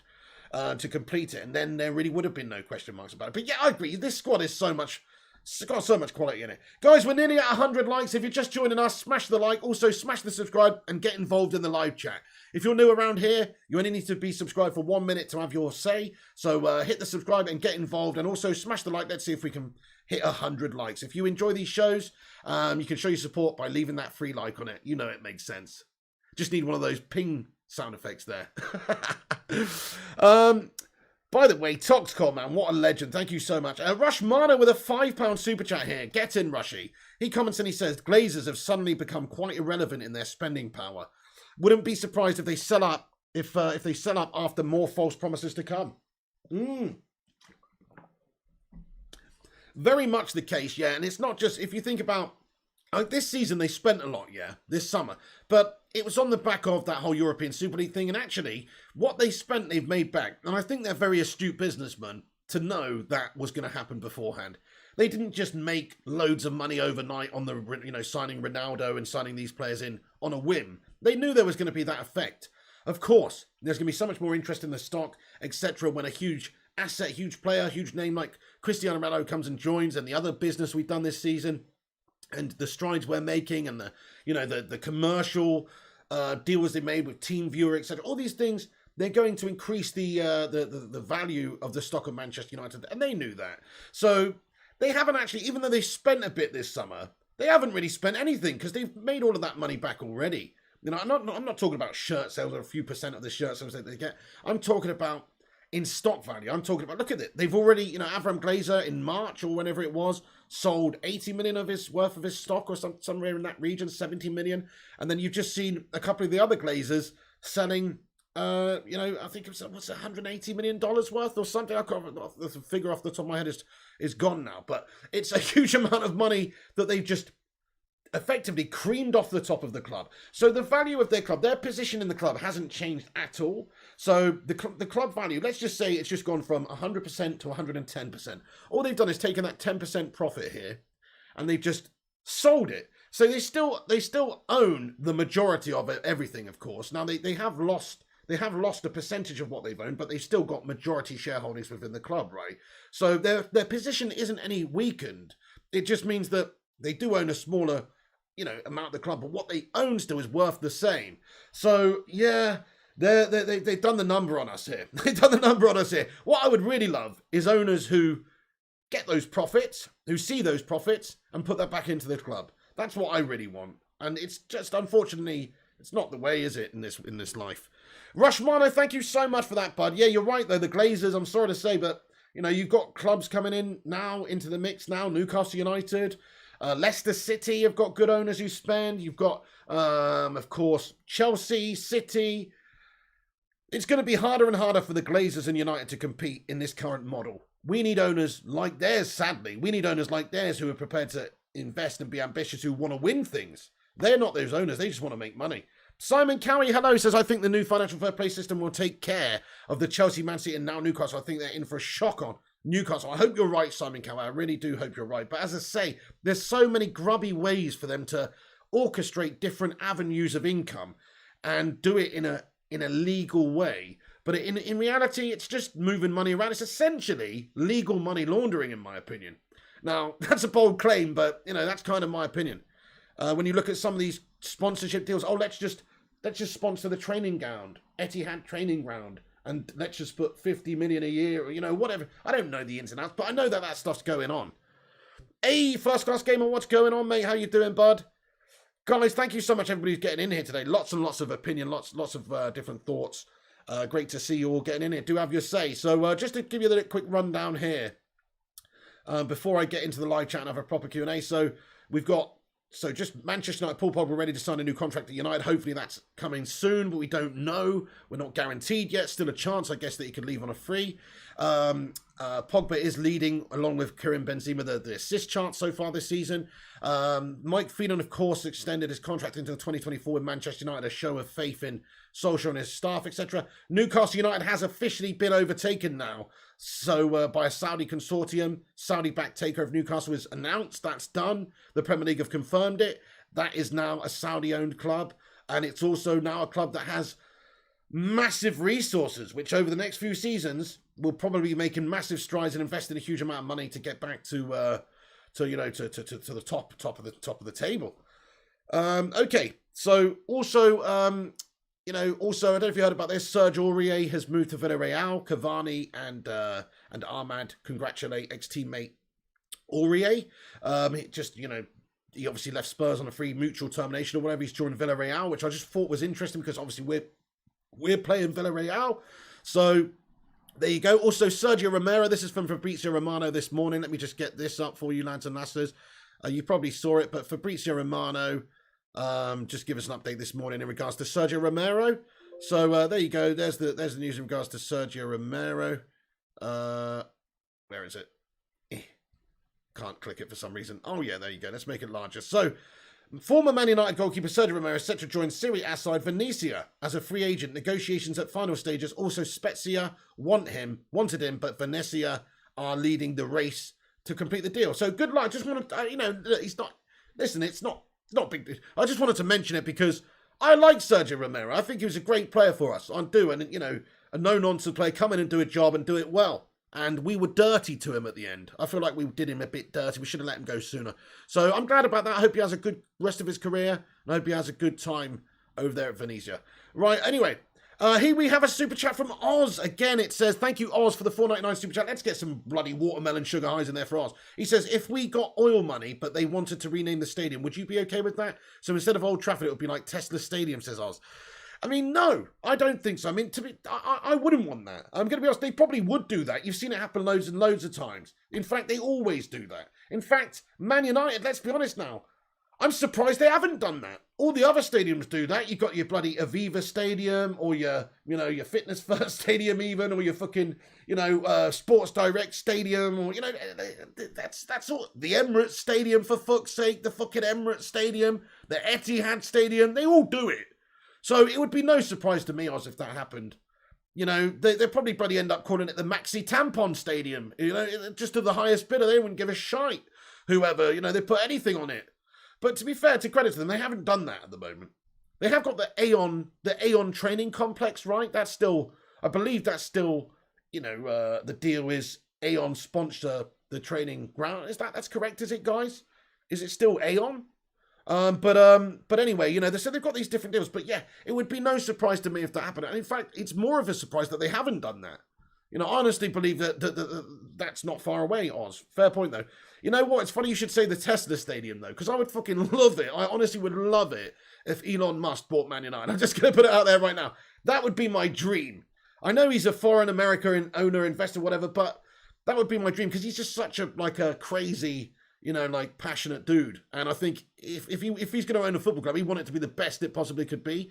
And yeah, we would be sponsored by Tesla, and Tesla would be on everything. But how cool would it be to have the match ball delivered by a SpaceX rocket at the start of the game, and stuff like that. It would be pretty cool, though. It would be pretty cool. And much better than our shite owners now, anyway. So Tesla, that's something I'd like to see. Steve Bruce will be flapping now, says Marcus. Oh my goodness me, let's take a little moment to think about Steve Bruce. Man, I'm sorry to say, but yeah, if new owners have come in, man, I'd be taking off Steve Bruce immediately. Actually, no, I wouldn't, you know. I actually wouldn't. You know what I'd do is I'd invest a little bit in him. I'd invest a little bit in Jared, in the squad, not in him, but I'd give him a few better players and see what he can do. And he's got to get them to stay up, of course. And if he's nah, they can't do that. They'd have to get a big manager, wouldn't they? You know, they'd have to get a big name manager. You know, like how they had Rafa Benitez. I mean, at the time, Rafa Benitez did a good job for them in the sense that they didn't have a lot of backing and stuff. They didn't have a great depth squad. And to be fair, Rafa Benitez is, you know, whether it's winning the La Liga with Valencia or the Champions League with Liverpool and stuff, he says you need good squads to work with to achieve great things, don't you? You do need that. But for the limited squad that he had, I mean, somebody like that now, if you were to actually invest in him, would probably be a good fit for Newcastle United or a Jose Mourinho type, you know, somebody, a big name manager like that. Thank you for the comment, Oz. Appreciate you. Rank me says Newcastle equals fodder. Thank you, Rushmano. He says subscribe to the channel. He says we've also got 84 likes on the stream. Get in there, my son. Last Avenger 85. What's good with you, bud? They have the richest owners, but the club is still only worth the money they paid, says Sing Games. Yeah, so you're talking about Man City, right? So, yeah, that's it. Because of the commercial ability of Man City. I mean, listen, they're talking about a stadium where, you know, they've basically got to, like, they've got to pretty much ask people to, they've got to pay people to turn up, pretty much, it seems. You know what I mean? Like, it's not, the fan base is not a global fan base like Man United. I think nowadays, of course, you're going to have kids growing up, idolising some of the great players that play for City and the team, and them winning things. You can't deny them winning the title. If you're a kid growing up in wherever in the world, watching the Premier League and Man City are playing this football and winning things, you're probably going to be more inclined to be a Man City supporter now than if you weren't, than a few years ago when United were on the top, etc. Of course. But still, they've got a long ways to go to get into be anywhere like a big club. They might be a big club in terms of what they're doing because they're billionaire rich. They've got the best manager. They've got the best, you know, they've got the best of everything. They've got the best of everything. But they're still not a big club. Like, you might think I'm being ridiculous by saying that. That's honestly how I feel. They're not a big club. City ain't a big club. Chelsea's a fucking way bigger club than City. And Chelsea ain't a big club. You know, there's only two, there's only two big clubs in England, in my opinion. If you're talking about history, and history means a lot. You know, don't just discount history. Don't just be, you know, get recency bias for the last 10 years or whatever. I'm talking about hundreds of years of the game. There's only two real big clubs, and we know who they are, to be fair. You know? Anyway, Spotted XYZ, what's going on, mate? Thanks for the £1 super chat, you legend. Get in there. Thank you so much. Get a love heart in there for the man. Hey, G-Wolf United as well. What's good, mate? Anyway, I know you've already been in here, but he's got those watermelon sugars in. Thank you so much. Okay, Rahul Ramchandran. Thank you so much, Rahul, for getting in here with your 100 rupee super chat, you legend. He says, do you think Pogba is signing because he thinks Ole Gunnar Solskjaer is going to get sacked? Is it some kind of a hint? Rahul, I mean, I don't really think so. No, I mean, I don't really get, like, what do you mean? So, Pogba, you think Pogba will sign a new contract at Manchester United hoping that Solskjaer gets sacked? And you think the reason he wouldn't sign a new contract is because Solskjaer said, I don't think that's the case. I think, if anything, Pogba's manager at the club right now is somebody that he probably really likes. You know, I honestly do think that. He's somebody put an arm around him. Look at Jose Mourinho's management of Pogba. You know, Louis beforehand didn't really, you know, well, actually, no, sorry, Louis, sorry, no. Pogba came in this summer when Jose was here, didn't he? Sorry, my bad, I had a brain fart there. Yeah, he did, didn't he? Yeah. Pogba came in the season Jose came in. That's correct, there was no, yeah. My bad. So it was only Jose that managed him. But either way, compared to the previous manager, Solskjaer is night and day in terms of his man management of him. I don't think that Pogba would be hoping that Solskjaer gets sacked at all, personally. I just think that all the players and all the squad right now will be hoping that Solskjaer can get the team and they're hoping that he's successful with the club. That's all that I think that they'll be thinking myself. But fair enough. Thank you so much, though, Rahul Ramchandran. I appreciate that. I just think Pogba will sign a new contract at the club because he's got the opportunity to maybe win some things now at United with the players that have come in. And it's certainly probably worth his while to give it a little bit more time and see if he can do that. Not to mention that, we will pay him handsomely. He might get a better deal in the summer from PSG, possibly, but he also might not. Jose will be there. Do you think Fusco's going to come? I could see it happen. I could see Jose going into Newcastle United soon. Newcastle Champions League load-in says one Don. Hey, don't put it beyond. I mean, it might take a couple of seasons. You can't expect to go from fucking Almiron to the Champions League. You know what I mean? In one fell swoop. It takes time. They're going to have a mass exodus in the summer. Get rid of a lot of players. You think freaking shit in Voldemort, John Joe Shelby's going to be waving his magic wand in the Champs League? Hell no. So, they're going to have to do a big personnel change at Newcastle. They're going to have to, it's pretty much going to have to be a complete clear out. They've got essentially a mid-table to relegation fodder team at best. And in order to actually get them competitive, they're going to add pieces of the puzzle gradually. They'll try and do it quickly, I'm sure, but it's not going to happen overnight. It's going to be a few seasons, I think, until Newcastle will be competitive. But if they invest like City and Chelsea and those guys have done when their new rich owners have came in, then it's only a matter of time until Newcastle United are up there in the Champions League spots. I genuinely believe that because they got good support, and if they were spending the money on the players and looking to improve every year, then they would probably get there pretty quick in a few years. Thank you, Eddie O2. I appreciate that, you legend. Simon Cowie says, Pig, Man City's biggest attendance was at Main Road after World War II, but it was because of Man United, not City. 80,000. That's bloody class, isn't it? That says everything, doesn't it?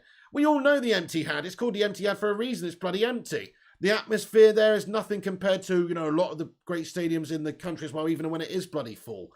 Listen, it's just absolute bloody super duper freaking rich bloody glory hunting prawn sandwich brigade meltbangs basically that support City these days. Sorry to say that there's still some old people that support them when they had the brother shirts and the fucking Liam Gallagher's and that, and they're reaping their benefits and all that. But a lot of fans these days, they're just bandwagon merchants. They hop on the bandwagon and they support City because they're successful, and that's just how it is. Especially younger fans, or maybe fans from different parts of the world as well, who are more inclined to just casually turn on the Premier League and go, fucking hell, this City team's amazing. But we all know that their support is nothing compared to Manchester United. Their history, their tradition is nothing compared to Manchester United, and they will forever be living in our shadow. It's going to take 20 years of this sort of success from City and Manchester United to falter in that time, for them to get anywhere near Manchester United's legacy, in my opinion. So, yeah, and in all honesty, they've not even done it in the right way. It's always tarnished for me. It's tarnished because they have done it in a money oriented. They just chuck money in it. They just bought it. They bought their success. Zayn Miassi with another 179 super chat now. He says, just imagine when Spotify buys us, Haaland to us. Say me, Ashley, what are you on, bro? Haaland going to Arsenal. I've heard it all now, Zayn Mias. I really, crikey, that is, man, on a scale of 0 to 69 on the delusion meter. Give him a rating out of that one, guys. I'm going to give it a 68. That's pretty, there's no way Erling Haaland would possibly end up at Arsenal, even if they had £1 billion, because they're literally a mid-table side, I hate to tell you. Zayn Miassi with a 179 super chat. Again, it says top 4 is over for you with Newcastle buyout. Yeah, you're right about that, Zayn Miassi. Top 12 is over for you, though, that means, eh? You know what I'm saying? What you on about, Zayn? No, to be fair, listen, you've got a point. I'm not saying it's over, but in 5 years' time, Newcastle will be another player in the Premier League. They will be. With that sort of level of resources and support they have, they will be. Too much money. Newcastle United have too much money, says Ben. Zayn Haaland wants Champions League footy. Behave yourself, says Eddie O2. Precisely. Haaland to Arsenal, that would be something, wouldn't it? Hey, we're only 4 likes away from 100 likes. Get in there. Who's going to be that 100th liker? Smash it if you're just joining us. That would be awesome of you. Sin Game says, Pig, did you see the BBC reporter who reported on the fuel shortage at a BP petrol station? He was called Phil McCann. Are you taking the piss? No way. Are you taking the piss? That is hilarious. You joking, aren't you? That is brilliant. If he was reporting on the BP petrol crisis and his name's Phil McCann, that's one of the best things I've ever heard in my life. Balos Warlock says, Takeover is done, man. Fatley is gone. Yes, indeed. Reported just a while ago, so it is all done and dusted. The Newcastle United Takeover is complete, guys. So, yeah, there you go. I mean, it doesn't mean good things for Manchester United, in all honesty. Let's just have a look at this article here, actually. Just give me a second. Oh, sorry, Rushmano sent me something. What's this, bud? Oh, wow. Okay, thank you so much, Rushmana, for sending me this. Brazil have confirmed that their Premier League players will not return to England from international duty early. Come on! Get in there, my son! Let's be having you! Where are you? Come on, Brazilian FA! I fucking love you!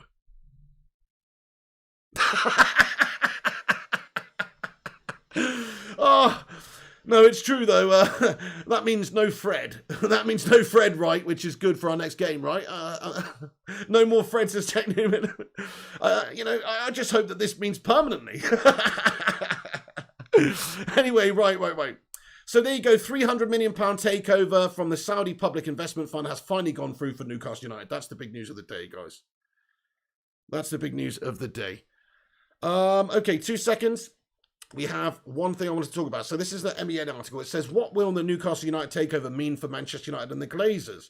So basically it says that Premier League lawyers understood to be frantically working on the approval. This is before it happened. It's all been done now. The Sovereign Wealth Fund, PIF, is said to be worth £320 billion, which makes them roughly 13 times richer than Man City's owners.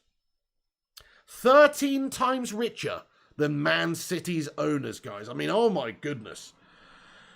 Oh my goodness. Newcastle were no longer a threat to United under Mike Ashley. However, the news of their takeover could drastically change that. So the new owners intend to turn Newcastle into a global brand, and PAF will hope to invest 50 million investment per transfer window in squad improvement, but an immediate significant chunk of investment simply won't be possible under new rules.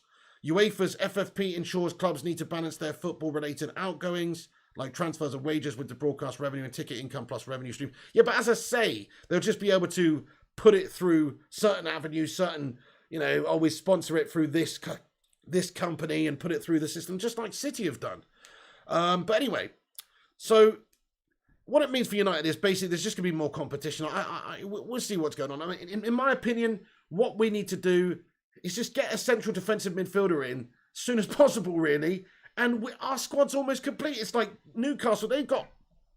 Okay, now Newcastle in 5 years, they may be competing. But for now, we're actually so close to having that quality squad capable of winning everything, really. So we're not far away. And I just think we need to... just need to win a Premier League trophy. We need to win a Premier League trophy, and I'm not bothered about Newcastle. To be fair, Newcastle still have to do it. Yes, there's been plenty of clubs come and gone with money. Middlesbrough or Newcastle previously when they're buying Alan Shearer and stuff like that. There's plenty of clubs who have come and gone before, who have spent a lot of money and it's not worked. I just think though in this instance, when they've got 13 times the amount of money that Manchester City have, I mean, crikey. I mean, if you chuck enough shit at the wall, some of it will stick. And, all they need to do is keep chucking shit at the wall there with signing new players and managers, and just eventually they will have assembled a brilliant squad. So, yeah, there you go.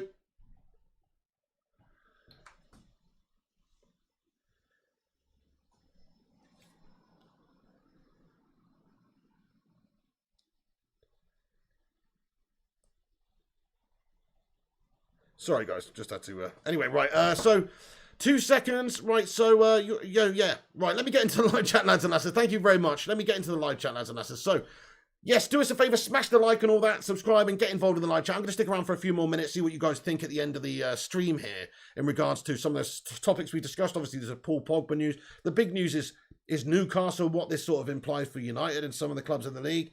Exactly, Galrav 10 says, what will Newcastle's team be like in 2025? Good shout, lad. I imagine it's going to be great. United, Brian Brindham says, Solskjaer would rather start with 10 men than play Donny. He'll probably just stick a Fred cutout on the edge of the D. Oh, United, Brindham, you've done him. Well, to be fair, you're right. I mean, he does seem to have this just unhealthy obsession with Fred. But it's actually a blessing in disguise, isn't it? So the Brazilian FA have essentially, does anybody know how many games that means that Fred will miss? Yes, Saudi money is big, says Sing Games. Rushmana says we've got 102 likes. Get in there, my son. Thanks everyone for smashing the like on the video. Vincent Bullock, how are you today, pal? He says, look, Pig, Newcastle be able to afford to buy anyone. Yes, will even Alan Shearer regretted going there in the end, deep down, because he knew Manchester United was better. That's true. Yeah, you're right. Fair enough, Vincent. So, yeah, it'd take a long time to try and match the tradition, the history, and the reputation of a club like Man United. You're right. You can't just buy that overnight. Can this man, Phil Jones, play in midfield this gang shit? I mean, he can, but he can't do it well. Pig, it's massive for the region too, for jobs, schools, hospitals getting, yeah, fair play, Ben. No, you're right, it is. For infrastructure and just like, if you look at what, say, Man City, obviously, of course, done around the Etihad and stuff with some of the jobs that it brought in with, you know, just some of the facilities and everything that it goes along with it, and the improvements in the surrounding area as well that they proposed. That was all good stuff for the area of Newcastle, you know, let's be honest. That is good. That is good. You know, I'm happy for Newcastle supporters. I've said this before. I'm happy. I'm just disappointed that our owners are shit. But I am happy that that Mike Ashley's out, and I'm happy that they've got some owners that will give them what they deserve, which as fans is, to be fair, you know, it's good football. They're passionate fans. They deserve good football there. They haven't got it for a long time. Thank you very much, Thomas. Has had to stop by and like this stream before my university French exam. Up the pig. Hey, mate. Thank you so much. Sacre bleu. And merci beaucoup. Thank you very much, Thomas, mate. Good luck with that, bud. Hope it goes well. The cutout will probably be man of the match as Man United since 1982. G-Wolf United gaming with a cheeky little 3 in there. They need to cap player wages, says Sing Games. Yeah, they need to glue it. They need to do it on a global thing, though, don't they? On a global basis, right? We need to do it on a global basis, because you can't just do it in the Premier League, because then everybody goes elsewhere. That's the only thing I say about it. Then it becomes that the other leagues who are prepared to pay more money will get all the best players. But I hear you, they should do some sort of global thing, maybe. But then again, you know, the market is set by the value of what they bring to the industry, to be fair. So, you know. Anyway, thanks, Thomas. Sin Games. FA should cap. Fair play, fair play. Ben Garris says Longstaff Brothers winning Champions League. Donny is a statue on the pitch, says Jonathan Gallagher. Jack Newman says we could have done with them Saudi owners. Yeah, anybody's better than our owners, eh? Hey, Sonic Quantum, what's going on, bro? I hope you're okay. He says, hey, mate, as a United fan, would you rather play the most disgusting / bland football, but win quadruples forever, or stick to the United way but end up trophyless? I mean, this is kind of a cop-out, Sonic Quantum, right? But somewhere in the middle. You know, I know that it would kind of be shit if every single year you're just doing a George Graham Arsenal, winning games 1-0, fucking defensive crap. I mean, you don't care, do you? If you're successful, you're successful. But you ain't going to look back on that as, you know, as a golden era. You know, like the Fergie days were, for instance. You know, what I loved about Fergie is, you know, obviously the emphasis was on to win, and even win ugly sometimes. But along with that, there's also an emphasis to entertain. And I think that you have to have a balance at Manchester United. For most clubs, you just say results. Results industry, results industry, results industry, results. Who cares if you win every game 1-0 and it's boring? Who cares? Results industry. But I think for United, I see United, when I was growing up, I see United like the Globetrotters. We're a team that should be playing football in the right way and entertaining while we do it. So listen, it's easier said than done. That might be a bit of a cop-out answer, and maybe winning the trophies, you know, is the right way to go about it. But I'd like to think that we could win trophies in a stylistic way. But I know you didn't ask that. You asked which one or the other. I mean, if I had to take one or the other, of course I would probably take the quadruples as opposed to 0 trophies ever. I mean, that's just pointless. What's the point of playing nice football and being like Arsenal under Wenger towards the end? When, you know, to be fair, he's held back and stuff by the club, but you know, they were playing nice football, but they weren't winning anything. They were no longer competitive at the top tier, in my opinion. So, yeah, I'd go with the trophies, but in my opinion, it's somewhere in the middle is the happy medium. Conte's eyebrows just raised open checkbook in the tune. Yeah, Conte's going in, isn't he? Right, or somebody like that, Jose, or somebody like that I could see happening. Guys, I'm going to wrap this video up. I've just realised how long I've been on here. I've been on here a long time. Crikey, time flies when you're having fun with the Bacon Brigade. Thanks, everyone, for watching. Make sure you do us a favour and smash the like on it before you go. Also, follow us up on social media at Flying Pig United on Instagram, Facebook and Twitter. Make sure you keep the debate going after this video is finished. Come back here afterwards and comment with your thoughts and opinions in the not live comment section afterwards. And yeah, it does depend what trophies Jonathan Gallagher. You're right about that, so you're right. Okay, well, we'll see how we do this season. Ollie's at the wheel, you know, whether you like it or not. I think he's going to get plenty of time. Listen, I've got a bet with Zayn Miyasi now. He bet me the other day that Man United would not get out of the Champions League group. And I bet him because I'm so confident that we will do that. But I'm just telling you now, it's like even me who loves Ollie and thinks I'm just telling you now, and I'm going to put this out there now. If Ollie cannot get this team out of this Champions League group with Atalanta, Young Boys, and Villarreal, then I'm sorry to say, but, okay, you can have a bad few games, but he's probably not the right man for the job then. And not only would it cost me money, but it would also, it would probably send me over the edge. But I don't think that's coming, guys. That's why I took the bet. Honestly, I've got a lot more faith in Ole Gunnar Solskjaer than a lot of people do. Rightly or wrongly, we'll find out. Only time will tell. But I actually think that he's taken us back to the glory days. I honestly do. And there's a few blips along the way. And there's definitely going to be some heartache and some more bad results and some more bad performances along the way. But long term, I think we're going in the right direction. Okay? That's just my opinion. We got a Fabrizio Romano tweet, actually. Hang on quickly. Wait a sec. What's this one? Sorry, 2 seconds, guys, before we wrap it up. Oh, shit. Before we wrap it up, Rushy's just sent me something through here. What is this one? Oh, okay, in regards to the Newcastle Takeover. So, Fabrizio said, Newcastle Takeover, Steve D, Chief Executive Officer of PCP Capital Partners. This is a long-term investment of big achievements. Our ambition is aligned with the fans to create a consistently successful team that's regularly competing for major trophies. There you go. There you go. The Newcastle Takeover is big news, guys. Give it a few seasons' time, and they will be a major player in the Premier League. Let us know your thoughts after the stream's finished. Thanks for watching, everyone. Gung-Shi, you're a legend, man. I hope you're doing well over there in Taiwan. Have a great day, bud. Niels Van Gertsum as well. Good to see you, bud. Have a great day. Rushmano, thanks for the updates. Ben, Eddie O2, Simon Cowie, Hunar, OHB, Illy United, Vincent Bullock, Abbas Essie. Great to see you, pal. 007 as well. You'll put my pay on Arsenal relegation. Simon Cowie, have a great day. Hunar, Ben, everyone, thanks. Thanks for watching. Just come back after you've finished and comment below. Let me know your thoughts, and then let's keep this discussion going. But thanks for watching, guys. Take it easy. Have a great day. Like, subscribe, comment. Follow us on Instagram, Facebook, and Twitter at Flying Pig United. Make sure you check out the website as well, which is UnitedFlyingHigh.com. Illy United, much love, and I'll see you soon. So if there's any breaking news later on, I'll jump on, give you the latest Manchester United news. But it is an international break at the moment. I'm not expecting there's going to be a huge amount of United news. I will have a FIFA stream coming later on tonight as well, guys, so keep a look out for that. Thanks for everyone who's got involved, and just much love to you guys. I'll see you later. There's the news. That's the latest on United. Hopefully Pogba signs a new contract soon. Donny potentially leaving in January. And now Newcastle United taken over by Saudi billionaires, 13 times richer than Man City's owners. Take it easy, guys. This is the Pig. Have a good one. And come on, United. And remember, when the seagulls follow the trawler, as this is because they think sardines will be thrown into the sea. Thank you very much.